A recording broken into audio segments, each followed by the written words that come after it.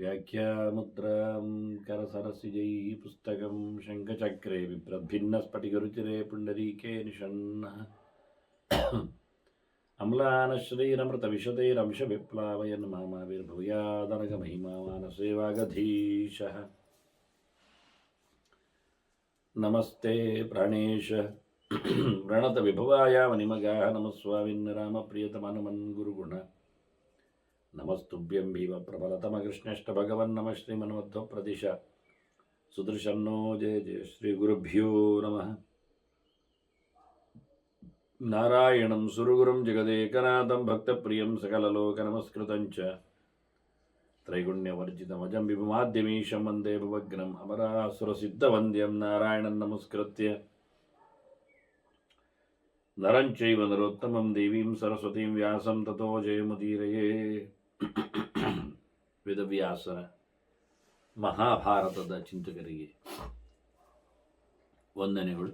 ಶಾಂತಿ ಪರ್ವದ 465ನೇ ಪ್ರವಚನ.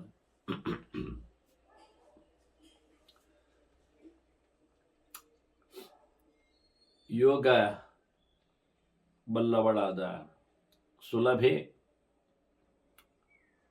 ಜನಕರಾಜನ ಮಾತುಗಳಿಗೆ ಉತ್ತರಿಸುವಂತೆ ಸಹಜವಾದ ಪ್ರಕ್ರಿಯೆಗಳೆಡೆಗೆ ಆಕೆ ಮಾತಿನಲ್ಲಿ ವಾಳಿದ್ದಾಳೆ. ಇದೀಗ ರಾಜನನ್ನೇ ಆಕ್ಷೇಪಿಸ್ತಾಳೆ ಆಕೆ. ನೀನು ಎಷ್ಟರ ಮುಕ್ತನು ಅನ್ನುವ ನೆಲೆಯಲ್ಲಿ ನನ್ನ ರಾಜ್ಯ, ನನ್ನ ಛತ್ರ, ಅದರ ಬಗ್ಗೆ ನನಗೆ ಅಭಿಮಾನ ಇಲ್ಲ ಅಂತ ಹೇಳುವವ, ಆ ನನ್ನ ಶಬ್ದದಿಂದ ರಾಜ್ಯವನ್ನು ಗಮನಿಸ್ತೀಯಲ್ಲ, ರಾಜ್ಯದಲ್ಲೇ ಇದ್ದೀಯಲ್ಲ. ಮಮೇದ ಮಿತಿ ಯಚ್ಚೇದಂ ಪುರಂ ರಾಷ್ಟ್ರಂಚ ಮನ್ಯಸೆ,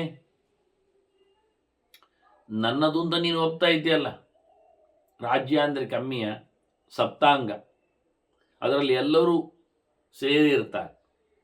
ಆದ್ದರಿಂದ ರಾಜನಿದ್ದಾನೆ ಅಂದರೆ ಉಳಿದ 6 ಸೇರಿದೆ ಅಂತ ಅರ್ಥ. ಅಲ್ಲಿ 6 ಬಿಟ್ಟ ಅಲ್ಲಿ ಒಬ್ಬ ರಾಜನನ್ನು ತೊರೆದರೆ ಅದು ರಾಜ್ಯ ಆಗುವುದಿಲ್ಲ ಸಪ್ತಾಂಗದ ಲೆಕ್ಕಾಚಾರದಲ್ಲಿ. ಮಿತ್ರ ಮಾತ್ಯಪುರಂ ರಾಷ್ಟ್ರಂ ದಂಡ ಕೋಶ ಮಹೀಪತಿ ಅಂತ ಇದು ಸಪ್ತಾಂಗದ ಲೆಕ್ಕಾಚಾರ. ರಾಜನೊಬ್ಬ, ಹಾಗೆ ಅವನದ್ದು ಕೋಶ, ಹಾಗೆ ದಂಡು ಸೈನ್ಯ, ಸೇನಾ ನಾಯಕ, ಮತ್ತು ಇಡೀ ದೇಶ, ಮತ್ತು ಅರಮನೆ, ಪಟ್ಟಣ, ಮಂತ್ರಿಗಳು, ಮಿತ್ರವರ್ಗದವರು. ಹೀಗೆ ಸಪ್ತಾಂಗ ಪ್ರಕಾರವಾದಂತಹ ರಾಜ್ಯ. ಅದರಲ್ಲಿ ನೀನೇನಿಲ್ಲ ಹೇಳಿದರೆ ನೀನೇ ಇದ್ದೀಯಲ್ಲ, ನೀನಿದ್ದೇ ರಾಜ್ಯ ಇದೆ ಅಂದಾಗ ಮತ್ತು ಅದರಲ್ಲಿ ಮುಕ್ತಿ ಏನಿದೆ? ಬಲಂಕೋಶ ಮಮಾತ್ಯಾಂಶ ಕಸ್ಯೈತಾನಿ ನಮಾನ್ರಪ. ಈಗ ಕೋಶ ಯಾರದ್ದು? ನನ್ನದಲ್ಲ ಹೇಳುತ್ತೆ. ಸೇನಾಬಲ, ಮಂತ್ರಿಗಳು, ಯಾರಿಗೇನು ಸಂಬಂಧಪಟ್ಟದ್ದು? ಬಿಟ್ಟಿಡ್ಲಿಕ್ಕೆ ಎಲ್ಲಿ ಬರ್ತದೆ? ನೀನು ರಾಜ್ಯ ನಡೆಸಬೇಕು ಅಂದರೆ ರಾಜ್ಯ ನಡೀತದೆ ಅಂತಾದರೆ ರಾಜ್ಯದಲ್ಲಿ ಮಂತ್ರಿಗಳದ್ದು ಕೆಲಸ ಆಗಿರ್ಬೇಕು, ನೀನು ತಟಸ್ಥನ ಆದರೆ. ಹಾಗಾಗಿ ರಾಜ್ಯವನ್ನು ಬಿಟ್ಟು ರಾಜ್ಯ ಇರ್ತೇನೆ ಹೇಳಲಿಕ್ಕೆ ಆಗುವುದಿಲ್ಲ. ಏನು ಸಂಬಂಧ? ಕಕ್ಕೇನ ಗುಣತಃ ಅಧಿಕ. ಇದರಲ್ಲಿ ನೀನು ರಾಜ, ನೀನೊಂದು ಪ್ರತ್ಯೇಕ ಅಂತ ಹೇಳುದ? ನೀನು ಪ್ರತ್ಯೇಕ ಯಾಕೆ ಆಗಬೇಕು? ನೀನು ಸಮಯ ಬಂದಾಗ, ಆಪತ್ತು ಬಂದಾಗ ಪ್ರತಿಯೊಂದು ಸಹ ಮುಖ್ಯ ಆಗ್ತದೆ. ಕ್ಷಾಮ, ಬರ, ಡಾಬರ ಎಲ್ಲ ಬಂದಾಗ ದುಡ್ಡು ಮುಖ್ಯ ಆಗ್ತದೆ. ಶತ್ರುಗಳು, ಕಳ್ಳಕಾಕರು, ದರೋಡೆ, ಗಲಭೆ ಆದಾಗ ಸೈನ್ಯ ಮುಖ್ಯ ಆಗ್ತದೆ. ಸಮಸ್ಯೆಗಳು, ಚಿಂತನೆಗಳು ಬಂದಾಗ ಮಂತ್ರಿಗಳು ಮುಖ್ಯ ಆಗ್ತಾರೆ. ಕಾರ್ಯರೂಪಕ್ಕೆ ತಂದಾಗ ಕೆಲಸದವರು ಬೇಕೇ ಬೇಕಾಗ್ತದೆ. ಅಂದರೆ ಯಾವುದನ್ನು ದೊಡ್ಡದ್ದು ಸಣ್ಣದು ಅಂತ ಹೇಳುದು? ನೀನೊಂದು ಪ್ರತ್ಯೇಕ ದೊಡ್ಡ ಸಂಗತಿ ಹೇಳುದಾ? ಆಗುವುದಿಲ್ಲ. ಎಲ್ಲ ಸಾಧಾರಣಗಳೇ, ಆ ಲೆಕ್ಕಾಚಾರದ ಎಲ್ಲ ಸಾಮಾನ್ಯಗಳೇ. ಈ 7ರ ಜೊತೆಯಲ್ಲಿ ಮತ್ತೆ 3 ಸೇರ್ತದೆ, ಧರ್ಮ ಅರ್ಥ ಕಾಮಗಳು. ರಾಜ್ಯದಲ್ಲಿ ಧರ್ಮವೂ ನಡೀತದೆ. ಈಗ ರಾಜ ಭಾರಿ ಜೋರಾಗಿದ್ದರೆ ಈ ತ್ರಿವರ್ಗಗಳು ಬಹಳ ಚೆನ್ನಾಗಿರ್ತವೆ, ಸಪ್ತಾಂಗಗಳು ಭಾರಿ ಲೇಕಾಗಿರ್ತದೆ. ಸಪ್ತಾಂಗಗಳಲ್ಲಿ ರಾಜನು ಗಟ್ಟಿದ್ರೆ ಯಷ್ಟರಾಜ ಮಹೋತ್ಸಾಹ ಕ್ಷತ್ರ ಮೇರತೋ ಭವೇತ್. ಭಾರೀ ಗೌಜಲ್ಲಿ ಕ್ಷತ್ರ ಧರ್ಮವನ್ನಾತ, ಕ್ಷತ್ರಧರ್ಮ ಅಂದರೆ ತೊಂದರೆಯಾದವರನ್ನು ರಕ್ಷಿಸುವಂಥದ್ದು, ಅದಕ್ಕೆ ಸಂಬಂಧಪಟ್ಟ ತೊಂದರೆಗಳಿಂದ ನಿವೃತ್ತಿ ಮಾಡುವಂಥದ್ದು, ಆ ತೊಂದರೆಗಳನ್ನೇ ತೆಗೆಯುವಂಥದ್ದು, ಅನ್ಯಾಯಗಾರರನ್ನು. ಇವೆಲ್ಲರ ಕ್ಷತ್ರಿಯ ಧರ್ಮ. ಕಾಪಾಡುವುದು ಅಂದರೆ ಕಾಪಾಡುವುದು ಮಾತ್ರ ಅಲ್ಲ, ಕಾಪಾಡುವಾಗ ಉಳಿದವರು ತೊಂದರೆ ಕೊಡದಂತೆ ನೋಡಬೇಕು, ಅವರನ್ನು ಮುಗಿಸಬೇಕು. ಇಬ್ಬರನ್ನು ಬದುಕಿಸಿಕೊಳ್ಳುವಲ್ಲಿ ಲೆಕ್ಕಾಚಾರ ಇರುವುದಿಲ್ಲ, ಅವರು ಇನ್ನೊಂದು ಕಡೆಯಲ್ಲಿ ತೊಂದರೆ ಮಾಡುತ್ತಾರೆ. ಗಡೀಪಾರು ಮಾಡುವುದರಿಂದ ಅನ್ಯಾಯಗಾರರನ್ನು ನಾವು ಏನು ದೊಡ್ಡ ಸಂಗತಿ ಮಾಡಿದಾಗ ಆಗಲಿಲ್ಲ. ಹೇಗೆಂದರೆ ಅವರು ಇನ್ನೊಂದು ಗಡಿ ಆಚೆಗೆ ಹೋಗಿ ಅನ್ಯಾಯ ಮಾಡ್ತಾರೆ, ಅಥವಾ ಅಲ್ಲಿ ಇದ್ದುಕೊಂಡು ಇಲ್ಲಿ ಉಪದ್ರ ಕೊಡ್ತಾರೆ, ಇಲ್ಲ ಇನ್ನೊಂದು ಕಡೆಯಿಂದ ನಮಗೆ ಎಂಟರ್ ಆಗ್ತಾರೆ. ಇಲ್ಲ ನೀವು ಮಾಡಿದ ಗಡೀಪಾರಿನಿಂದ ಆಚಿನ ಕಡೆಯವರನ್ನು ಗಡೀಪಾರು ಮಾಡುವಾಗ ಇಲ್ಲಿ ಬರಲಿಕ್ಕೆ ಹೋಗಿ ತೊಂದರೆಗಳು ಸಮಾನ ಆಗ್ತಾವೆ. ಮತ್ತೆ ಆದ್ದರಿಂದ ರಕ್ಷಣೆ ಮಾಡುವ ಯೋಚನೆಯಲ್ಲಿ ಕೆಟ್ಟವರನ್ನು ಮುಗಿಸಲೇಬೇಕಾಗ್ತದೆ. ಇದು ರಾಜನ ಕರ್ಮ. ಹಾಗೆ ಅವ ರಾಜ ಉತ್ಸಾಹಭರಿತನಾಗಿ ಸಹಜನಾಗಿದ್ದರೆ ಆ ರಾಜ್ಯ ಬಹಳಷ್ಟು ಮೇರಿತದೆ, ಇಲ್ಲಾದರೆ ಇಲ್ಲ. ಚತುಷ್ಯೇತ್ ದಶಭಾಗೇನ ತತಸ್ತು ಅನ್ಯೋ ದಶಾವರೈ. ರಾಜನಿಗೆ 10ರದ್ದು ಸೀಮೆ ಇದೆ, ಎಲ್ಲವನ್ನು ರಾಜನೇ ನೋಡಿಕೊಳ್ತಾನೆ, ಡೀಲ್ ಮಾಡ್ತಾನೆ. ಉಳಿದವರಿಗೆ ಕಡಿಮೆ ಕಡಿಮೆ. ಮಂತ್ರಿಗಳು ರಾಜನನ್ನು ಡೀಲ್ ಮಾಡುವುದಿಲ್ಲ, ಅವರು ಕೋಶವನ್ನು ಬಲವನ್ನು ಎಲ್ಲವರಿಗೆ ಅವರದ್ದೇ ಆಗಿರತಕ್ಕಂಥ ಲೆಕ್ಕಾಚಾರದಲ್ಲಿ. ಬಲದವನು ದೇಶವನ್ನು ನೋಡಿಕೊಳ್ಳುತ್ತಾನೆ, ಕೋಶವು ದೇಶದಲ್ಲಿ ನೆಲೆಗೊಳ್ಳುತ್ತದೆ. ಕೆಲಸದವರಿಗೆ ಮತ್ತೇನಿಲ್ಲ. ಹೀಗಾಗಿ ಒಬ್ಬೊಬ್ಬರು ಒಂದೊಂದು ರೀತಿಯಿಂದ 10 ಪ್ರಕಾರಗಳನ್ನು ಉಪಯೋಗಿಸಿಕೊಳ್ಳುತ್ತಾರೆ. ರಾಜಪೂರ್ವವಾಗಿ ಅದನ್ನು ನಡೆಸಿಕೊಡಬೇಕಾಗ್ತದೆ.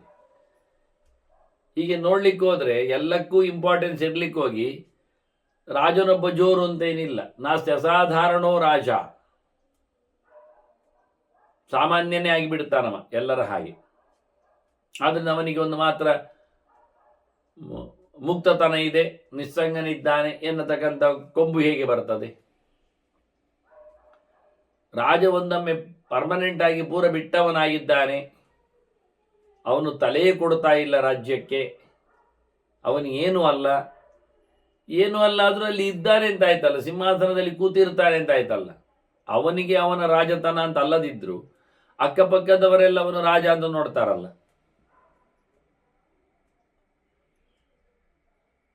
ಈ ಕಾಡು ಪ್ರಾಣಿಗಳು ಅಥವಾ ಇನ್ನಿತರಗಳು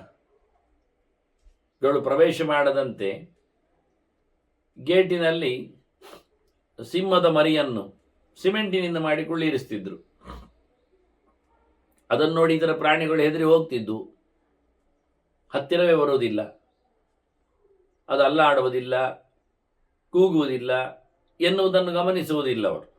ಅದು ಇವತ್ತು ಕೆಲವು ಅಂತ ಮಾಡೆಲ್ಗಳಿಟ್ಟಾಗ ಸಹಜವಾಗಿ ಇತರ ಪ್ರಾಣಿಗಳು ಚೇಷ್ಟೆ ಮಾಡುವುದನ್ನು ನಾವು ನೋಡ್ಬೋದು. ಆದರೆ ಕೆಲವೊಮ್ಮೆ ಅವುಗಳು ಹತ್ತಿರ ಬಂದು ಪರೀಕ್ಷೆ ಮಾಡುವುದುಂಟು, ಇಲ್ಲ ಅಲ್ಲ ಅಂತ ಬುದ್ಧಿಮಂತ ಪ್ರಾಣಿಗಳು ಇವೆ. ಅದು ಕೋತಿ ಆಗಲಿ ನಾಯಿ ಆಗಲಿ ಯಾವುದನ್ನಾಗಲಿ ನೀವು ಮಾಡೆಲ್ ಮಾಡಿ ಸಾಚಾದಂತೆ ಅದನ್ನಿಟ್ಟರೆ,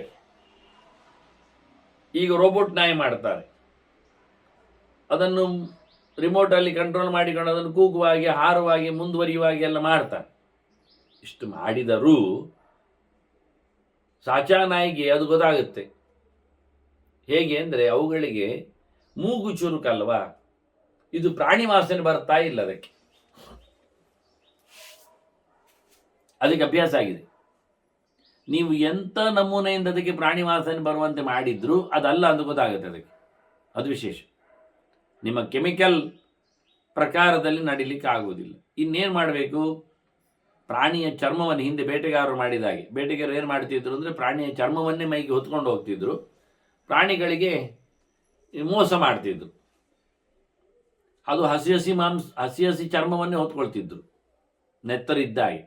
ಯಾಕೆಂದರೆ ಆ ಪ್ರಾಣಿಗಳನ್ನು ಮೋಸ ಮಾಡಬೇಕಲ್ಲ ಅವರಿಗೆ. ಆಗದು ಸಹಜವಾಗಿ ಪ್ರಾಣಿಗಳು ಮೋಸ ಹೋಗ್ತಿದ್ದು.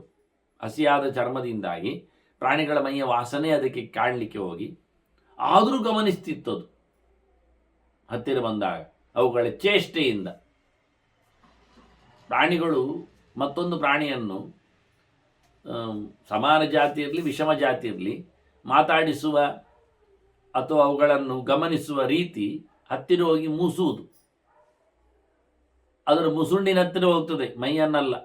ಮೋರೆಯನ್ನೇ ಅವುಗಳು ಸ್ಪರ್ಶಿಸಿಕೊಳ್ತಾವೆ, ಗಮನಿಸಿಕೊಳ್ತಾವೆ, ಕಮ್ಯುನಿಕೇಟ್ ಮಾಡುತ್ತವೆ.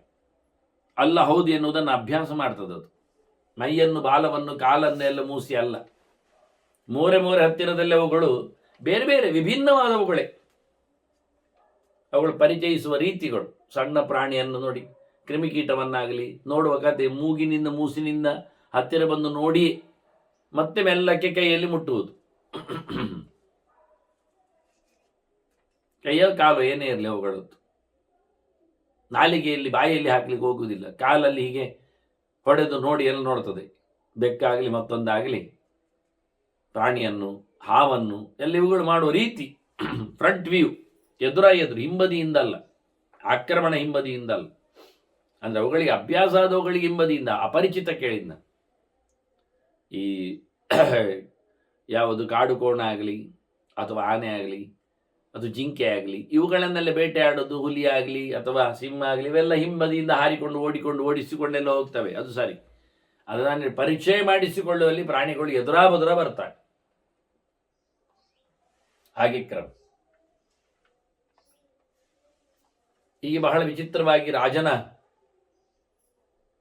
ವಿಷಯದಲ್ಲಿಯೂ ಒಂದೊಮ್ಮೆ ರಾಜನನ್ನು ಹೊರತುಪಡಿಸಿದ್ರೆ, ರಾಜ ಇದ್ದಾನೆ ಹೇಳಿದ ನಂತರ ಎಲ್ಲವನ್ನು ಸಂಬಂಧಿಸಿಕೊಂಡಿದ್ದಾನೆ ಅಂತ ಅರ್ಥ. ಅವನು ಕೇವಲ ಒಂದು ಬೆಳ್ಚಪನಾಗಿ ಬೆದುರುಗೊಂಬೆಯಾಗಿ ಅಲ್ಲ, ಜೀವಂತ ಇದ್ದಾನೆ. ಸಿಂಹಾಸನದ ಹತ್ರ ಬರ್ತಾನೆ, ಬರುವತ್ತಿನಲ್ಲಿ ಕೂತ್ಕೊಳ್ತಾನೆ, ಹೇಳ್ತಾನೆ, ಮತ್ತೆ ಅವರು ಅವನ ಮುದ್ರೆಯನ್ನು ತಗೊಳ್ತಾರೆ. ಇಲ್ಲ, ಇವೆಲ್ಲ ನಡೀತಾನೆ ಇರ್ತದೆ. ಇಲ್ಲ, ರಾಜನೇ ಇಲ್ಲ ಅಂತಾದರೆ ರಾಜ್ಯ ಅರಾಜನಾಗ್ತದೆ, ಅರಾಜಕತೆಯಲ್ಲಿ ಬೀಳುತ್ತದೆ. ಅದರಿಂದ ದೇಶ ನಮ್ಮ ರಾಜನನ್ನು ಒಪ್ಪಿದೇ ಇಲ್ಲವೋ, ರಾಜನಿದ್ದಾನೆ ಅಂತ ಒಪ್ಪಿದ ನಂತರ ರಾಜ ಇದ್ದಾನೆ ಅಂತ ಆಯಿತು. ಅವನು ನನಗೆ ನಿರ್ಲೇಪವಾಗಿ ಇದೆ, ನಾನು ಏನು ಸಂಬಂಧಪಟ್ಟವನಲ್ಲ, ಇದ್ದಾಗ ಇರದಂತೆ ಹೇಳಲಿಕ್ಕೆ ಆಗುವುದಿಲ್ಲ. ಇಲ್ಲ ಅಂತಾಗಿಬಿಟ್ರೆ ರಾಜ್ಯ ಅರಾಜಕತೆಯಲ್ಲಿ ಉಂಟು ಅಂತ ಆಗ್ತದೆ. ನಿನ್ನ ಕತೆ ಎಂತ, ನೀನು ರಾಜನ ಅಲ್ಲವೋ? ಅಲ್ಲ ಹೇಳಿದರೆ ದೇಶ ಅರಾಜಕತೆಯಲ್ಲಿ ಉಂಟು ಅಂತ ಅರ್ಥ. ಹೌದು ಹೇಳಿದರೆ ನೀನು ಮುಕ್ತ ಅಲ್ಲ ಅಂತಲೇ ಅರ್ಥ, ನಿನಗೆ ರಾಜ್ಯ ಉಂಟು ಅಂತ ಅರ್ಥ. ರಾಜ್ಯೇ ಸತಿ ಕುತಃ ಧರ್ಮ. ಮತ್ತೆ ರಾಜ್ಯವೇ ಇಲ್ಲ ಅಂತಾದರೆ ಧರ್ಮ ಎಲ್ಲಿಂದ ಮಾಡುದು ಅಲ್ವಾ? ಧರ್ಮೇ ಅಸತಿ ಕುತಃ ಪರಂ. ಧರ್ಮವೇ ಇಲ್ಲ ಅಂತಾದರೆ ಮತ್ತೆ ಮೋಕ್ಷ ಮಾರ್ಗದೆಡೆಗೆ ಸಾಗುವುದೆಲ್ಲಿಗೆ, ದೇವರೆಲ್ಲಿಗೆ ಸಿಗ್ತದೆ? ರಾಜ ರಾಜ್ಯದಲ್ಲಿ ಇದ್ದುಕೊಂಡು ರಾಜಧರ್ಮವನ್ನು ಮಾಡಿಕೊಂಡೋಗಿ ಧರ್ಮದಿಂದ ಅವನು ದೇವರನ್ನು ಪಡೆಯಲಿಕ್ಕೆ ಬರ್ತದೆ. ಯೋಪ್ಯತ್ರ ಪರಮೋಧರ್ಮ ಪವಿತ್ರಂ ರಾಜ ರಾಜ್ಯಯೋ ಪೃಥ್ವೀ ದಕ್ಷಿಣಾಯಸ್ಯ ಸ್ವಶಮೇಧೋ ನ ವಿದ್ಯತೆ. ನಿಜವಾಗಿ ರಾಜ ಚೆನ್ನಾಗಿ ರಾಜ್ಯಭಾರ ಮಾಡ್ತಾ ಇದ್ದರೆ, ರಾಜಧರ್ಮವನ್ನೇ ಪರಮಧರ್ಮ ಅಂತ ಮಾಡಿಕೊಂಡು ಈ ದೇಶದಲ್ಲಿ ರಾಜ್ಯದಲ್ಲಿ ನೆಲೆಗೊಂಡ್ರೆ, ಅವನಿಡೀ ತನ್ನ ನೆಲವನ್ನೇ ದಕ್ಷಿಣೆಯನ್ನಾಗಿ ಪರಿವರ್ತಿಸಿಕೊಳ್ಳುವವ ಅಂಥವನಿಗೆ ಬದುಕೇ ಒಂದು ಅಶ್ವಮೇಧಯಾಗ ಮಾಡಿದ ಪುಣ್ಯ. ವಾಸ್ತವವಾಗಿ ಅವನಿಗೆ ಬೇರೆ ಮಾಡಬೇಕಾಗಿಲ್ಲ. ದೇಶವನ್ನು ಚೆನ್ನಾಗಿ ನೋಡಿಕೊಂಡು ಪ್ರಜೆಗಳಿಗಾಗಿ ದೇಶವನ್ನು ಬಿಟ್ಟುಕೊಡುವವ, ಅಂದರೆ ತಾನು ಸುಪರ್ದಿಯಲ್ಲಿ ಇಟ್ಟುಕೊಂಡ್ರು ಕೆಲಸ ಮಾಡ್ತಾ ಮುಂದೆ ಅದೇ ದಕ್ಷನಾದ ಅಧಿಕಾರಿಯನ್ನು ತನ್ನ ಮಗನನ್ನು ನೆಲೆಗೊಳಿಸಿ ರಾಜ್ಯಕ್ಕೆ ದೇಶದ ಜನರನ್ನು ಕಾಪಾಡುವ ತಂತ್ರದಲ್ಲಿ ನೆಲೆಗೊಳ್ಳುವವ, ಅವನು ಆ ದೃಷ್ಟಿಯಿಂದ ಅಶ್ವಮೇಧ ಯಾಗ ಮಾಡಿದ ಪುಣ್ಯ ಪಡಿತ. ವಾಸ್ತವವಾಗಿ ನೀನು ರಾಜನೇ ಎಲ್ಲ ರಾಜ್ಯ ಬಿಟ್ಟಿದ್ದಿ ಅಂತ ಹೇಳಿಕೊಂಡು ಹೋದರೆ ನಿನಗೆ ಯಾವುದೇ ಪ್ರಕಾರವಾಗಿರತಕ್ಕಂತಹ ನಿನ್ನ ಯೋಗ್ಯವಾದ ಕರ್ಮ ಮಾಡಲಿಕ್ಕೆ ಬರುವುದಿಲ್ಲ. ನಾನು ರಾಜನಿಗೆ ದೇಶದಲ್ಲಿ ಅಂಟಿಕೊಂಡಾಗಿರತಕ್ಕಂಥ ದುಃಖದ ಚಿಂತನೆಯಲ್ಲಿ ಇನ್ನೂ ನೂರಾರು ಬೇಕಾದ್ರೆ ಸಾವಿರಾರು ಬೇಕಾದ್ರೆ ಹೇಳಿಯನು.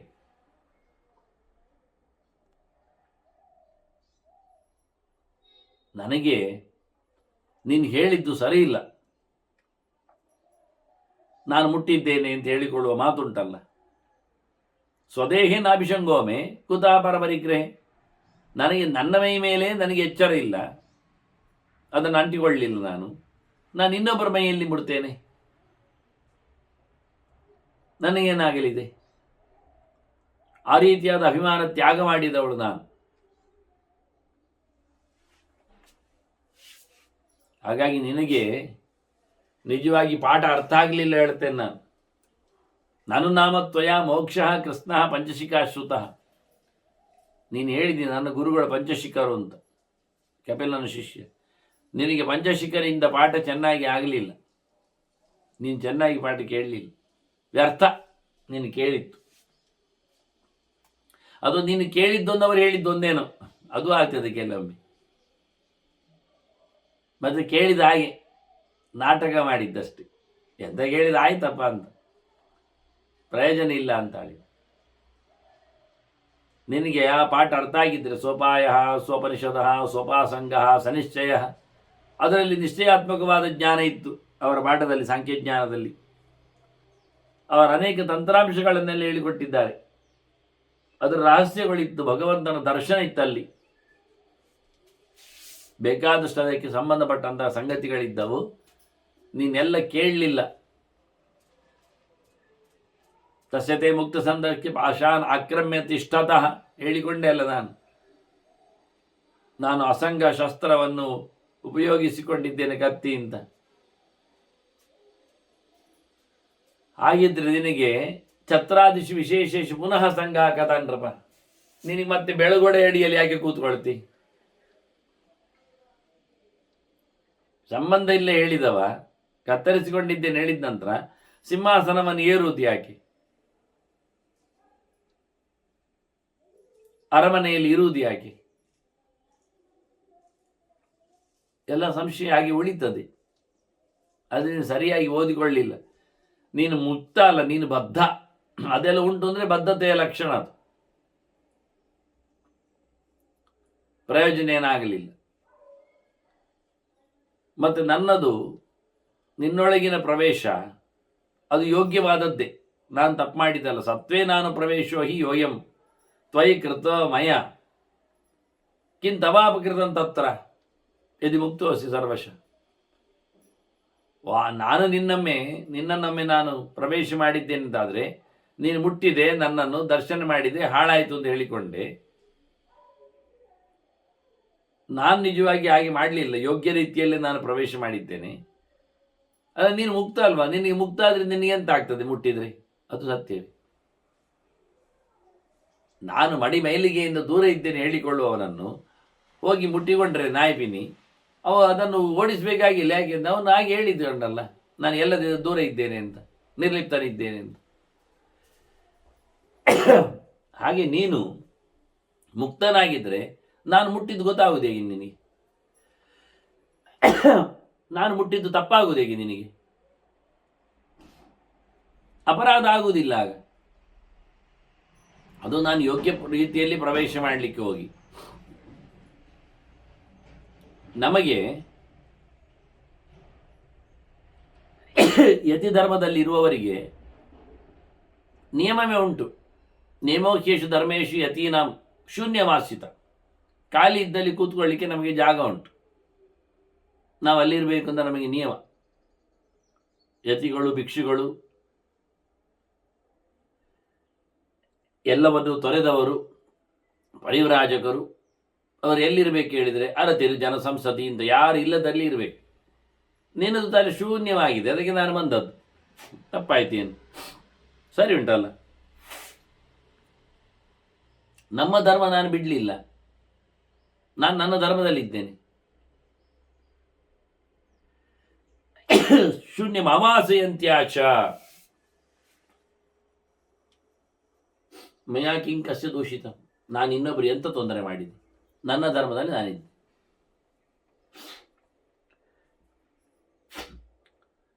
ತಾವರೆಯ ಎಲೆಯಲ್ಲಿ ನೀರಿನ ಪಸ ಇರ್ತದ?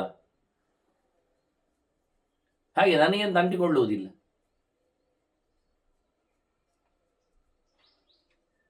ಮುಕ್ತನಾದವನಿಗೆ ಅಂಟಿಕೊಳ್ಳಲು ಬಾರದು. ನೀನಾಗಿ ಮುಕ್ತನಾಗಿದ್ದರೆ ನಿನಗೆ ಯಾಕೆ ಅಂಟಿಕೊಂಡಿದ್ದು? ನಾನು ಅಂಟಿದೆ ಅಂತ ಗೊತ್ತಾದ್ದೇನು ನಿನಗೆ? ಹೇಗಾಯ್ತದು? ನಾನು ನಿನ್ನನ್ನು ಮುಟ್ಟಿದ್ದ, ಮೈಯಲ್ಲಿ ಮುಟ್ಟಿದ್ದ? ನಾ ಗಾತ್ರ ವೈವೈಗೆ ಅನ್ಯಾಯಿ ಕೈಯಿಂದ ಮುಟ್ಟಿದ್ದ, ಕಾಲಿಂದ ಮುಟ್ಟಿದ್ದ? ನನ್ನ ತೊಡೆದಾಗಿತ್ತ? ಅವಳು ಕೇಳ್ತಾಳೆ ಹಾಗೆ. ನಾನು ಯಾವ ವೈವದಲ್ಲಿ ಮುಟ್ಟಿದೆ? ನಾ ಗಾತ್ರ ವೈವೈ ಅನ್ಯ ಸ್ಪೃಶಾಮಿತ್ವ ನರಾಧಿಪ ಯದಿ ಜಾನಾಸಿ ಪರ್ಶಮ್ಮೆ. ನಿನಗೆ ಗೊತ್ತಾಯ್ತಾ ನಾನು ಮುಟ್ಟಿದ್ದು? ನಾನು ಮುಟ್ಟಿದ್ದು ಅಂತ ಗೊತ್ತಾಯ್ತು ಹೇಳಿಕೊಂಡ್ರೆ ಜ್ಞಾನಂಕೃತ ಅಬೀಜಂತೆ. ನಿನ್ನ ಜ್ಞಾನ ವ್ಯರ್ಥ, ನಿಷ್ಫಲ, ಅಬೀಜ. ಅದಿನ್ನೆಂಥದಕ್ಕೆ ಉಪಯೋಗಕ್ಕೆ ಬರುವುದಿಲ್ಲ.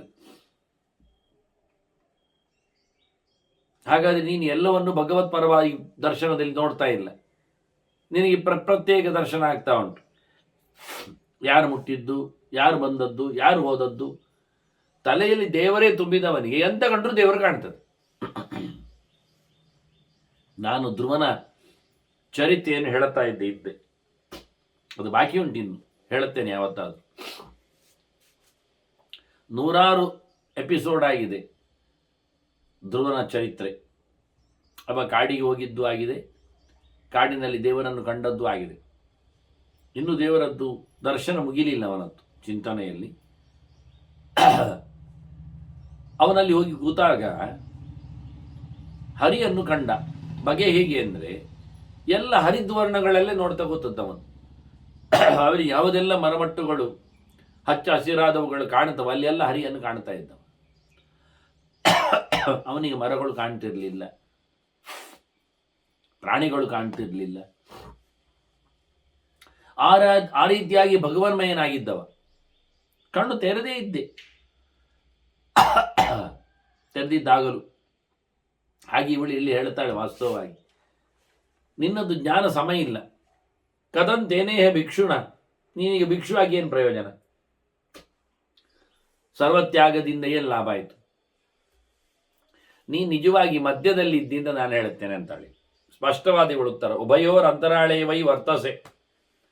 ಅತ್ತ ಗೃಹಸ್ಥನೂ ಅಲ್ಲ ನೀನು, ಇತ್ತ ಮೋಕ್ಷ ಧರ್ಮನೂ ಅಲ್ಲ ನೀನು, ಮಧ್ಯದಲ್ಲಿ ಇದ್ದಿ. ಅದು ಬಿಡ್ಲಿಕ್ಕೆ ಆಗ್ತಾ ಇಲ್ಲ, ಬಿಡಬೇಕು ಕಂಡಿದೆ. ಇದು ಹಿಡಿಲಿಕ್ಕೆ ಸಿಗ್ತಾ ಇಲ್ಲ, ಹಿಡಿಯುವಾಸಿ ಕೂತಿದೆ.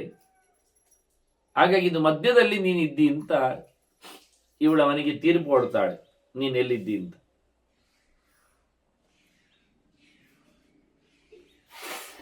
ಇಲ್ಲ, ಎಲ್ಲ ಹೆಚ್ಚು ಬಿಟ್ಟುಕೊಂಡದ್ದೇ ಜಾಸ್ತಿ ಇದೆ. ಎಲ್ಲಿಯೋ ಚೂರು ಅಂಶ ಮನೆ ವಾಳ್ತೆ ಕತ್ತರಿಸಲಿಕ್ಕೆ ಆಗ್ತಾ ಇಲ್ಲ ಅಂದರೆ, ಇಲ್ಲ ನೀನು ಸರಿ ಇಲ್ಲ ಅಂತಾಳೆ ಇವಳು. ನೀನು ದೊಡ್ಡ ಮನೆತನದಲ್ಲಿ ಬಂದವ, ರಾಜ, ಕುಲೇ ಮಹತಿ ಜಾತೇನ ಶ್ರೀಮತ. ದೊಡ್ಡ ಮನೆಯಲ್ಲಿ ಬಂದವರೆಲ್ಲ ನಾಚಿಕೆ ಜಾಸ್ತಿ ಪಡೆದಿರ್ತಾರೆ. ತಪ್ಪು ಮಾಡಲಿಕ್ಕೆ ಯಾವತ್ತೂ ಸಹ ಅವರು ತಯಾರಿ ಇರುವುದಿಲ್ಲ, ಅಂಜ್ಕೋತಾರೆ ಅಂಥವರು. ಜೊತೆಯಲ್ಲಿ ದೀರ್ಘದರ್ಶಿನ. ನಿನಗೆ ದೇಶದ ಮೇಲೆ ದೊಡ್ಡ ಯೋಚನೆ ಇದೆ. ನೀನು ಬಹಳ ಕಾಲದ ಮುಂದೆ ಚಿಂತನೆ ಮಾಡಬೇಕಾದವ, ದೂರದರ್ಶಿ. ನೀನು ಹೆಚ್ಚು ಆಲೋಚನೆ ಮಾಡಬೇಕು. ನೋಡಿ, ಒಳ್ಳೆಯ ವಂಶ, ರಾಜವಂಶ,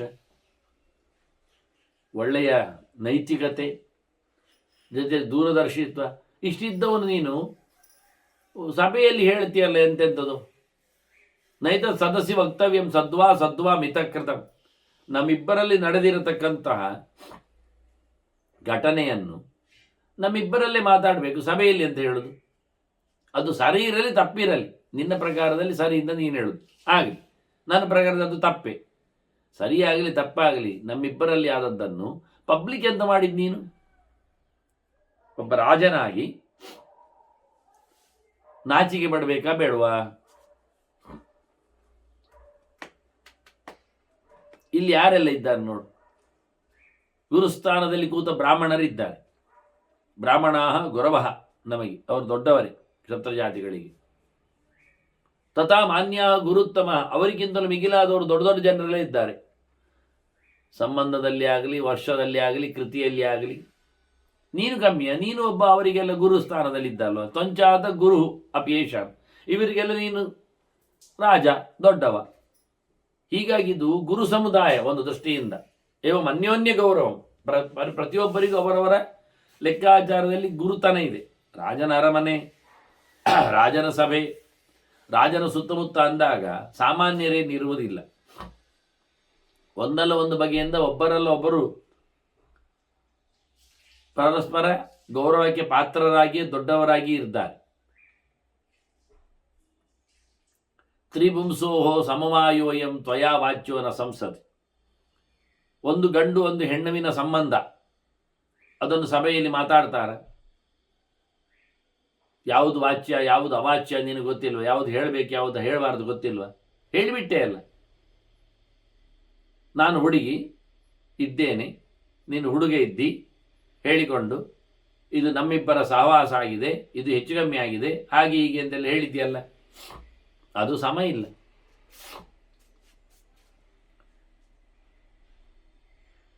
ಒಂದು ಕಮಲದಲ್ಲಿ ಇನ್ನೊಂದು ಕಮಲದಲ್ಲಿ ಅಂಟುಕೊಳ್ತದ? ಸ್ವಯಂ ನಿರ್ಲಿಪ್ತವಾದದ್ದು ಒಂದಕ್ಕೊಂದು ಅಂಟುದು ಹೇಗೆ ಅಲ್ವಾ? ನೀನು ಮುಕ್ತ ಅಂತ ಆಗಿದ್ರೆ ನಿನಗೆ ಅಂಟು ಯಾಕೆ ಬರ್ತದೆ? ನನ್ನದು ನಹಿ ಮುಕ್ತಸ್ಯ ಮುಕ್ತೇನ ಜಾಯತೆ ವರ್ಣಸಂಕರ. ನೀನು ವರ್ಣಸಂಕರ ಆಯಿತು ಅಂತ ಕೂಗಿದಿ. ನಿಂದು ಯಾವ ಜಾತಿಯೋ ನನ್ನದು ಜಾತಿಗೆ, ನೀನು ಬ್ರಾಹ್ಮಣ ಇದ್ದೆ ನಾನು ಕ್ಷತ್ರಿಯ ಇದ್ದೇನೆ ಅಂತ. ಈಗ ಮುಕ್ತ ಜಾತಿಯಲ್ಲಿ ಯಾವುದೊಂದು ಇಲ್ಲಲ್ಲ. ಈಗ ಬಿಡುಗಡೆ ಪಡೆದವ, ನಿರ್ಲಿಪ್ತನಾದವ, ಸರ್ವಜ್ಞ ಸಂಘವನ್ನು ತ್ಯಾಗ ಮಾಡಿಕೊಂಡವ, ಅದು ಎಲ್ಲ ಒಂದೇ ಜಾತಿ ಆಗುವುದಿಲ್ವ? ಆಗ ವರ್ಣಸಂಕರ ಆಗುವುದು ಹೇಗೆ? ಮತ್ತೆ ಕ್ಷತ್ರಿಯ ಬ್ರಾಹ್ಮಣ ಅಂತಲೇ ಇಟ್ಟುಕೋ ಬೇಕಾದರೆ. ವರ್ಣಾಶ್ರಮ ಪೃಥಕ್ತ್ವೇನ, ಅವುಗಳಲ್ಲಿ ಪ್ರತ್ಯೇಕವಾದಂಥ ನಿಲುವು ಉಂಟಲ್ಲ. ಬ್ರಾಹ್ಮಣ, ಕ್ಷತ್ರಿಯ, ವೈಶ್ಯ, ಶೂದ್ರ, ಬ್ರಹ್ಮಚರ್ಯ, ಗಾರಸ್ಥ್ಯ, ವಾನಪ್ರಸ್ಥ, ಸನ್ಯಾಸ ಅಂತ ಈ ಧರ್ಮಗಳೆಲ್ಲ ಬೇರೆ ಅಲ್ವಾ? ಅದರದ್ದು ಒಟ್ಟಂದ ವಿಷಯ ಅಂತ ದೃಷ್ಟಾಂತಸ್ಯ ಅಪೃಥಕ್ತದ ಅಲ್ವಾ? ಪಡಿಬೇಕಾದ ರಿಸಲ್ಟ್, ಸಿಗತಕ್ಕ ಫಲಿತಾಂಶ ಬೇರೆಯ. ಬ್ರಹ್ಮಚರ್ಯದಿಂದಲೂ ಪಡಿಬೇಕಾದ್ದನ್ನೇ ಸನ್ಯಾಸದಿಂದಲೂ ಪಡೆಯುವಂಥದ್ದಲ್ವಾ? ಬ್ರಾಹ್ಮಣರಿಗೆ ಸಿಗುವಂಥದ್ದನ್ನೇ ಶೂದ್ರರು ಪಡೆಯುವಂಥದ್ದಲ್ವಾ? ವ್ಯತ್ಯಾಸ ಏನು ಬಂತು? ಮೋಕ್ಷದಿಂದ ಭಗವಂತನನ್ನು ಪಡಿಬೇಕಾದ್ರೆ ಮೋಕ್ಷಕ್ಕೋಸ್ಕರ ಏನು ಹೇಳಿದರು? ಬಾಲ್ಯ ಅದ್ವಾ, ಗೃಹ ಅದ್ವಾ, ವನ ಅದ್ವಾ ಹೇಳಲಿಲ್ವಾ? ಎಲ್ಲಿ ಬೇಕಾದ್ರಲ್ಲಿ ವೈರಾಗ್ಯ ಪಡೆದು ಹೋಗ್ಬೋದು ಅವನು ಅಂತ. ಅದನ್ನು ಕಾಣುವ ವಿಷಯದಲ್ಲಿ, ಆಗುವ ವ್ಯವಸ್ಥೆಯಲ್ಲಿ ಏಕಪ್ರಕಾರ ಆಗಿರುವಾಗ ನಾನು ವರ್ಣಸಂಕರ ಹೇಳೋದು ಹೇಗೆ? ನೀನು ಎಲ್ಲ ವರ್ಣದವರದ್ದು ಗೊತ್ತು, ಗುರಿ ಒಂದೇ. ಮತ್ತೆ ಅವರವರ ಸ್ವಭಾವ ಅವರವರದ್ದೇ, ಅದು ಒಂದು ಆಗುವುದೇ ಇಲ್ಲ, ಸಂಕರ ಆಗುವುದೇ. ಇಲ್ಲಿಗೆ ನಾಣ್ಯದಿದ್ಯ ಅಥವಾ ನಾಣ್ಯದ ಪ್ರವರ್ತತೆ. ಅದು ನನ್ನದಲ್ಲ, ಅದು ನನ್ನದಲ್ಲ, ಅದು ನನಗೆ ಹೇಳಿಸಿದ್ದಲ್ಲ, ಅದು ನಾನು ಹೇಳಿಸಿದ್ದಲ್ಲ ಅಂತ ಪ್ರತಿಯೊಬ್ಬ ಆಶ್ರಮದವನು, ಪ್ರತಿಯೊಬ್ಬ ವರ್ಣದವನು ಅವನು ಪ್ರತ್ಯೇಕವಾಗಿರುವಾಗ ಒಂದಕ್ಕೊಂದು ಕೂಡುವುದೇ ಇಲ್ಲ. ವರ್ಣಸಂಕರ ಅಂದರೆ ಮಿಕ್ಸ್ ಆಗಬೇಕು. ಇಲ್ಲೆಲ್ಲಿ ಆಯ್ತು ಹಾಗೆ? ಒಂದು ಪಾತ್ರೆಯಲ್ಲಿ ಹಾಲು ಉಂಟು, ಹಾಲಿನಲ್ಲಿ ನೊಣ ಉಂಟು. ಈಗ ಯಾವುದಕ್ಕೆ ಸಂಬಂಧಪಟ್ಟಿದೆ? ಸಂಕರ ಆಯ್ತಲ್ಲ. ಈಗ ಪಾತ್ರೆಗೆ ಹಾಲಿನ ಸಂಕರ ಆಯಿತು, ಹಾಲಿಗೆ ನೊಣದ ಸಂಕರ ಆಯಿತು. ಹೀಗಾಗಿ ಎಲ್ಲದಕ್ಕೂ ಎಲ್ಲ ಸಾಂಕರ್ಯ ಉಂಟಾಯಿತು. ಉಂಟಾದ ತಕ್ಷಣ ಎಂಥದ್ದು? ಪಾತ್ರ ಹಾಲಾಯ್ತಾ? ಹಾಲು ನೊಣ ಆಯ್ತಾ? ನದು ಗುಂಡೇ ಪಯೋಭಾವ. ನಾವು ಪಾತ್ರೆಯಲ್ಲಿ ಹಾಲು ತನವನ್ನು ನೋಡುವುದಿಲ್ಲ. ಯಾಕೆ? ಹಾಲು ಅದರದ್ದೇ ಆದ ಧರ್ಮದಲ್ಲಿ ಹಾಗೆ ಉಂಟದು. ಪಯಶ್ಚಾಪಿ ನಮಕ್ಷಿಕ. ಹಾಲು ಸಹ ನೊಣ ಅಂತೂ ಆಗಲಿಲ್ಲ, ನೊಣಭಾವವನ್ನು ಪಡೀಲಿಲ್ಲ. ಸಂಕರ ಅಂದರೆ ನಿನ್ನ ಪ್ರಕಾರ ಆಗಬೇಕಲ್ಲ. ಒಂದರದ್ದು ಒಂದಕ್ಕೆ ಸೇರ್ಪಡೆ ಆದರೆ ಅದು ಹಾಳಾಗಿ ಹೋಗಿ ಬೇರೆ ಆಗಿ ಹೋಗಿ ಇಲ್ಲ. ಸ್ವಯಮೇವ ಆಶ್ರಯಂತ್ಯೇತೆ ಭಾವಾಹ ನತು ಪರಾಶ್ರಯ. ಅವುಗಳ ಭಾವವನ್ನೇ ಪಡೆದಿವೆ ಹೊರತು ಆಶ್ರಯವನ್ನು ಪಡೆದ ತಕ್ಷಣ ಅದು ಆಗಬೇಕು ಅಂತ ಇಲ್ಲ. ನಾನು ಒಂದೊಮ್ಮೆ ನಿನ್ನಲ್ಲಿ ಆಶ್ರಯ ಪಡೆದ್ರು, ನಿನ್ನೊಳ್ಳೆ ಪ್ರವೇಶ ಮಾಡಿದ್ರು, ವರ್ಣ ಸಂಕರ ಆಗಬೇಕೇ ಹಾಗೆ? ನಮ್ದು ಪ್ರತ್ಯೇಕ ಧರ್ಮ ಅಲ್ಲ ಅವರವರದ್ದು. ಪೃಥಕ್ತ್ವಾತ್ ಆಶ್ರಮಾಣಾಂಚ ವರ್ಣಾನ್ಯತ್ವೇ ತಥೈವ ಚ. ಆಶ್ರಮಗಳಾಗಲಿ ವರ್ಣಗಳಾಗಲಿ ಎಲ್ಲ ಬೇರೆ ಬೇರೆ. ಅದನ್ನ ಪರಸ್ಪರ ಪೃಥಕ್ತ್ವಾಚ ಕದಂತೆ ವರ್ಣಸಂಕರ. ಅದರದ್ದೇ ಆಗಿರತಕ್ಕಂಥ ಧರ್ಮಗಳಿರುವಾಗ ನಿನಗೆ ವರ್ಣಸಂಕರ ಆಗುವುದು ಯಾಕೆ? ಹೇಗೆ ಆಯಿತು? ಅವ ಹೇಳಿದ್ದ, ನೀನು ಬ್ರಾಹ್ಮಣ, ನಾನು ಕ್ಷತ್ರಿಯ, ವರ್ಣಸಂಕರ ಆಯಿತು. ನೀವು ಹೇಳ್ತಾಳೆ, ನಿನಗೆ ರಾಜ ಗೊತ್ತಾ ಪ್ರಧಾನ ಅಂತ ಒಬ್ಬ ಬಾರಿ ಫೇಮಸ್ ಅವ, ನೀ ಕಿವಿಗೆ ಕೇಳಿರ್ಬೋದು. ಅವರಲ್ಲಿ ಯಜ್ಞ ಮಾಡಿದ್ದೆಲ್ಲ ಅವರದ್ದು ಪರ್ವತ ಯೂಪವನ್ನೇ ಮಾಡಿದ್ದು ನೋಡಿ. ಪರ್ವತವನ್ನೇ ಯೂಪ, ಯಜ್ಞ ಎಷ್ಟು ಜೋರಿ ಇರಬೇಡ ಅಂತ ರಾಜ. ಅಂತ ರಾಜರ ವಂಶದಲ್ಲಿ ಬಂದವಳು ನಾನು, ಸುಲಭ ಅಂತ ನನ್ನ ಹೆಸರು. ಈಗ ವರ್ಣಸಂಕರ ಆಗುವುದು ಇಲ್ಲಿ ಉಂಟು. ನನ್ನ ವರ್ಣ ಬ್ರಾಹ್ಮಣ ವರ್ಣ ಅಲ್ಲ, ನಾನು ಕ್ಷತ್ರಿಯ ವರ್ಣಳೆ, ನೀನು ಕ್ಷತ್ರಿಯನೇ. ಈಗೇನಾಯಿತು? ಅವಳು ತಿಳಿಸ್ತಾ ಇದ್ದಾಳೆ ತನ್ನ ಪರಿಚಯವನ್ನು. ನಾನು ಮತ್ತೆ ನಿನ್ನ ಗಂಡ ಸತ್ತಿದ್ದಾನೋ ಇಲ್ಲವೋ ಬಿಟ್ಟಿದ್ದಾನೋ ಆಗೀಗೆಲ್ಲ ಶುರು ಮಾಡಿದ್ರಿ. ನಾನು ಮದುವೆ ಆಗಲಿಲ್ಲ, ಗಂಡ ಸಿಗಲಿಲ್ಲ ನನಗೆ, ಗಂಡ ಇಲ್ಲ ನನಗೆ, ಆಯ್ತಾ?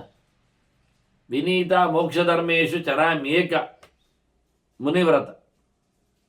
ನಾನು ಒಬ್ಬಳೇ ಈ ದಾರಿಯಲ್ಲಿದ್ದೇನೆ. ಮೋಕ್ಷ ಧರ್ಮದಲ್ಲಿ ನನಗೆ ರತಿ. ಹಾಗೆ ಎಲ್ಲವನ್ನು ತೊರೆದಿದ್ದೇನೆ. ನಾನು ಒಬ್ಬಂಟಿಗಳಾಗಿದ್ದೇನೆ, ಮುನಿಯ ವೇಷ ಮಾಡಿದ್ದೇನೆ, ಮುನಿಯ ರೀತಿಯಲ್ಲಿ ಕೂತಿದ್ದೇನೆ. ನ ಧರ್ಮ ಸಂಕರ ಕರಿ ಸ್ವಧರ್ಮೇಸ್ಮಿ ದೃಢವ್ರತ. ನೀನು ಧರ್ಮ ಸಂಕರ ಆಯಿತು, ನನ್ನದ್ದು ಎಲ್ಲೇ ಹೇಳಿದೆ. ಎಲ್ಲಿ ಧರ್ಮ ಸಂಕರ? ನಾನು ನನ್ನ ಧರ್ಮದಲ್ಲೇ ಇದ್ದೆ, ನಿನ್ನ ಧರ್ಮವನ್ನು ಹಾಳು ಮಾಡಿಲ್ಲ. ನನ್ನ ಧರ್ಮದಲ್ಲಿ ನನಗೂ ನನ್ನ ಧರ್ಮ ಇದು. ಅದು ನಾನು ಗಂಡನನ್ನು ಬಿಟ್ಟು ಬಂದವಳಂತೇನಲ್ಲ, ಗಂಡ ನಾನು ಬಡಿಲಿಲ್ಲ. ನಾನು ಮತ್ತೆ ತಂದೆ ತಾಯಿಗಳ ಬಗ್ಗೆ ಇರಬೇಕಾಗಿ ನಾನು ಯೋಗಚರ್ಯನ್ನು ಸಂಪಾದನೆ ಮಾಡಿದ್ರಿಂದ ನಾನೊಬ್ಬಳೇ ಹೋಗ್ತಾ ಇರ್ತೇನೆ. ಇದು ನನ್ನ ಧರ್ಮ, ನಾನು ಮಾಡಿಕೊಂಡಿದ್ದೇನೆ. ಸಹಜವಾಗಿದ್ದು ಸ್ವಧರ್ಮವೇ ಆಗಿದೆ, ತಪ್ಪೇನಾಗಿದೆ? ನಾ ಸಮೀಕ್ಷ್ಯ ಪ್ರವಾದಿನಿ, ನಾ ಸಮೀಕ್ಷ್ಯ ಆಗತ, ನಾ ಸಮೀಕ್ಷೆಯ, ನಾನು ಯಾವುದನ್ನು ನೋಡದೆ ನೋಡಿಕೊಳ್ಳದೆ ಹೇಳಿಕೊಂಡವಳಲ್ಲ, ಯಾವುದನ್ನು ಚಿಂತನೆ ಮಾಡದೆ ಬಂದದ್ದು ಅಲ್ಲ ಇಲ್ಲಿಗೆ. ನಾನು ನಿನ್ನನ್ನು ಕೇಳಿಯೇ ನಿನಗೆ ಒಳ್ಳೆಯದಾಗಲಿ ಅಂತ ಯೋಚನೆ ಮಾಡ್ತಾನೆ ಬಂದದ್ದು. ನಾನು ಕುಶಲೈಷಿನಿ. ಇಲ್ಲಿ ಬರುವಾಗಲೇ ನಾನು ನಿನಗೆ ಒಳ್ಳೆಯದಾಗಬೇಕು ಅನ್ನುವ ಎಚ್ಚರದಲ್ಲಿಯೇ ಜಿಜ್ಞಾಸಾರ್ಥ ನೀನು ಹೇಗಿದ್ದೀ ಅನ್ನುವ ಪರೀಕ್ಷೆ ಮಾಡಲಿಕ್ಕೆ ಬಂದವಳು. ಹಾಗಾಗಿ ಬಂದಿದ್ದೇನೆ. ಬಹಳ ಚಂದವಾದಂತಹ ನಿನ್ನ ಆತಿಥ್ಯವನ್ನು ನಾನು ಕಂಡೆ. ನನಗಂತೂ ಶೂನ್ಯಾವಾಸದಲ್ಲಿ ಇರಲಿಕ್ಕೆ ಬೇಕು. ಹಾಗಾಗಿ ನಾನು ಇವತ್ತಿರ್ತೇನೆ. ನಾವೆಲ್ಲ ಭಿಕ್ಷುಕರಿಗೆ ಒಂದೇ ಕಡೆಯಲ್ಲಿ ಒಂದೇ ದಿನ ಮಾತ್ರ ಇರಲಿಕ್ಕೆ. ಇವತ್ತು ರಾತ್ರಿ ನಾನು ನಿನ್ನಲ್ಲಿ ಇದ್ದುಕೊಂಡು ನಾನು ನಾಳೆ ತೆರಳಲಿದ್ದೇನೆ ಅಂತ ಈಕೆ ಹೇಳ್ತಾಳೆ. ಹೀಗೆ ರಾಜನಲ್ಲಿ ಆವತ್ತು ರಾತ್ರಿ ಉಳ್ಕೊಂಡ್ಲು. ಮರುದಿನ ಹೊರಟೋದ್ಲು. ಈತ ರಾಜ ಏನು ಹೇಳಲಿಲ್ಲ. ಆಕೆ ಮಾತಿಗೆ ಈತ ಉತ್ತರ ಕೊಟ್ಟಿಲ್ಲ. ಅಂದರೆ ಸಮರ್ಪಕವಾದ ಸಂವಾದ ಅಂತ ಅರ್ಥ ಆಯ್ತಿದ್ದು ಆ ಲೆಕ್ಕದಲ್ಲಿ. ಆಕೆ ಸಮರ್ಪಕವಾಗಿ ವಾದ ಮಾಡಿದ್ದಾಳೆ. ರಾಜನ ಗಟ್ಟಿತನ ಸಾಲದು ಇನ್ನು. ಇದರಿಂದ ತ್ಯಾಗ ಅಂದರೆ ಸಂಪೂರ್ಣವಾಗಿ ಹೋಗಲಿಕ್ಕೆ ಉಂಟು ಎನ್ನುವುದಂತೂ ಅರ್ಥ ಮಾಡಿಕೊಳ್ಳಿಕ್ಕೂ ಆಗ್ತದೆ. ಮತ್ತೆ ಕೂಡಲೇ ದುಡುಕದೆ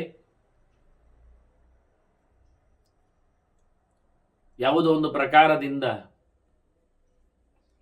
ಊಹಿಸಿಕೊಂಡು, ಅವಳು ಬ್ರಾಹ್ಮಣಳಿದ್ದಾಳೆ ಎಂದು ಊಹಿಸಿಕೊಂಡ. ಅಲ್ಲಿ ಸೋತ.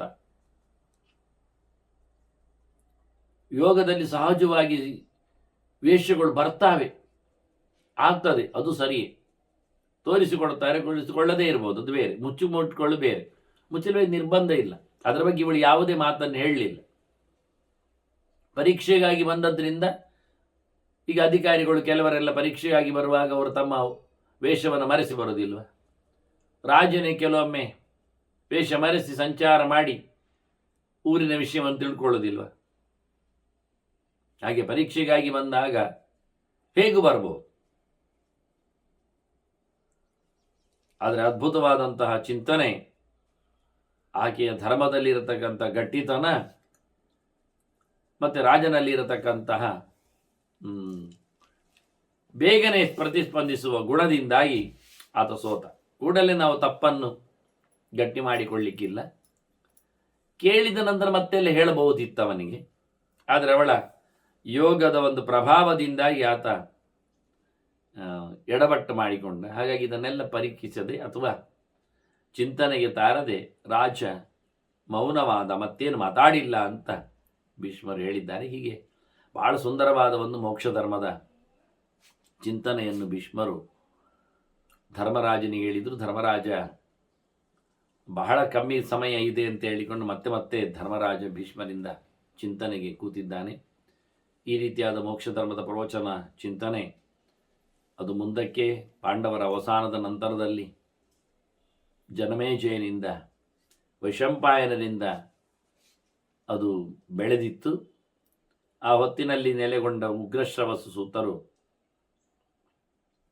ನೈಮಿಷಾರದಲ್ಲಿ ಹೇಳುವ ಮೂಲಕ ಮಹಾಭಾರತ ನಮ್ಮೆಡೆಗೆ ಸಿಕ್ಕಿದೆ. ಅಂತಹ ಮಹಾಭಾರತ ಚಿಂತನೆ ಇನ್ನೂ ಸುಮಾರಾಗಿ ಮೋಕ್ಷ ಧರ್ಮದಲ್ಲೇ 50 ಅಧ್ಯಾಯಗಳಿವೆ. ಇನ್ನು ಸುಮಾರಾಗಿ 100ರ ಹತ್ತಿರದ ಎಪಿಸೋಡ್ ಬರಲಿದೆ. ಮತ್ತೆ ಅನುಶಾಸನ ಪರ್ವದೆಡೆಗೆ ನಾವು ಹೋಗಲಿಕ್ಕೆ ಉಂಟು.